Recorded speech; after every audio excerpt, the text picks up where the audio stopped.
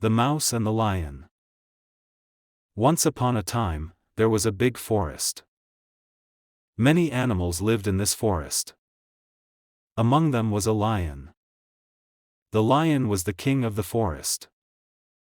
One day, the weather was very hot. The lion was sleeping under a big tree. He was very tired. Suddenly, a little mouse came.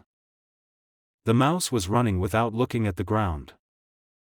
By accident, he ran over the lion. The lion woke up. He was very angry. "Who is this?" he said in an angry voice. The mouse was scared. He raised his hands and said, "Forgive me, great lion. I did not mean to wake you. Let me go, and one day I will help you." The lion laughed. "You will help me? That is very funny," he said. But the lion was kind.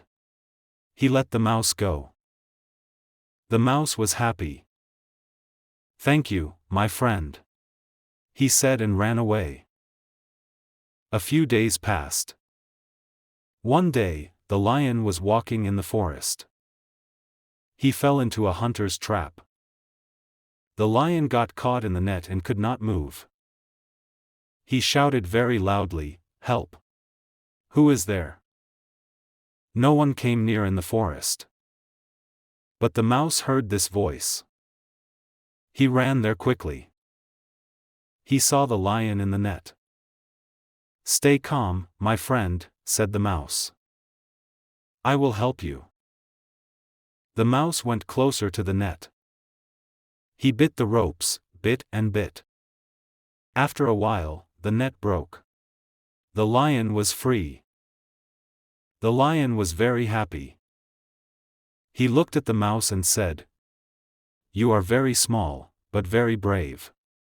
I owe you." The mouse smiled. "It does not matter if you are big or small. Everyone can help." From that day, the lion and the mouse became friends. They helped each other. All the animals in the forest saw this friendship and were happy.